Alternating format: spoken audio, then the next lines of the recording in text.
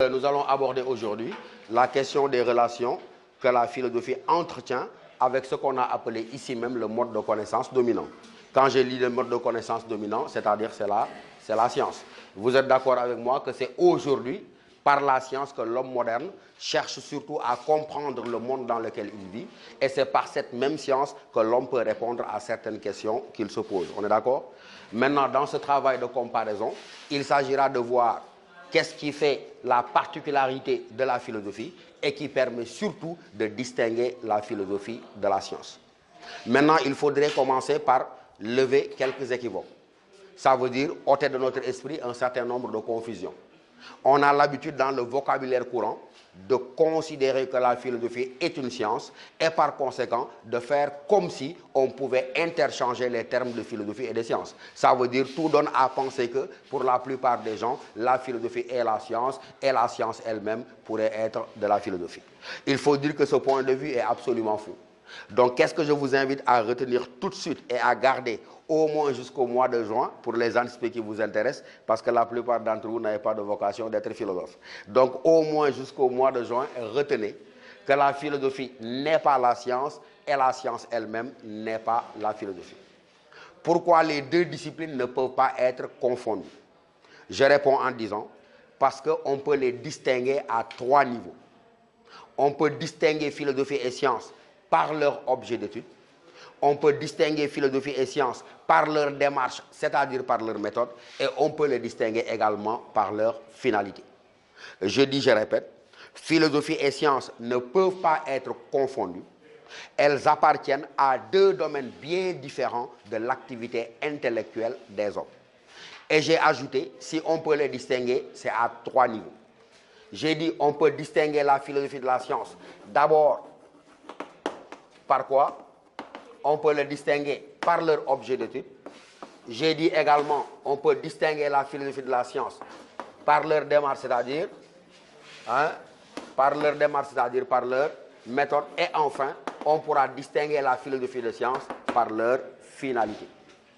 D'abord, si vous prenez l'objet d'étude, rappelez-vous quand nous avons cherché à définir la philosophie. Qu'est-ce que nous avions dit en parlant d'objet d'étude? Lorsque nous avions cherché à répondre à la question « Qu'est-ce que la philosophie ?», nous avions montré clairement quoi? Que la philosophie n'a pas d'objet d'étude qui lui soit propre. Nous avons dit que la philosophie, elle tente de comprendre la totalité de l'expérience humaine. Et cela signifie qu'en revanche, la science, elle, je devrais dire chaque science, revendique, et nous l'avons dit, un objet d'étude qui lui est propre.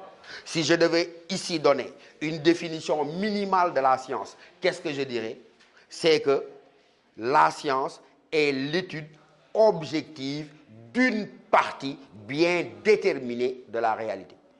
Et lorsque je me donne cette définition minimale de la science, étude objective d'une partie bien déterminée de la réalité, ça veut dire que pour l'essentiel, quel est l'objet d'étude de la science? Elle étudie quoi? Pour l'essentiel, la science, elle étudie la nature extérieure. Et lorsque la science étudie la nature extérieure, elle cherche à découvrir quoi? Elle cherche à découvrir les lois de production des phénomènes de la nature. Et la notion de loi, elle est importante.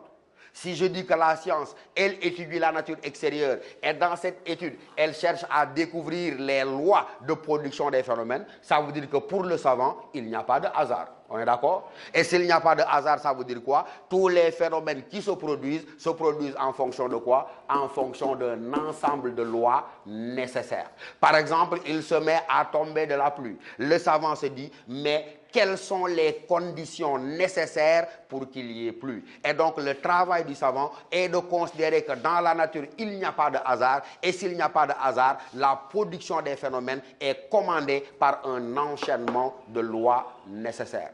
Ça veut dire quoi? Que la science, elle repose, et je vous demande de retenir ça, elle repose sur ce qu'on appelle le principe du déterminisme.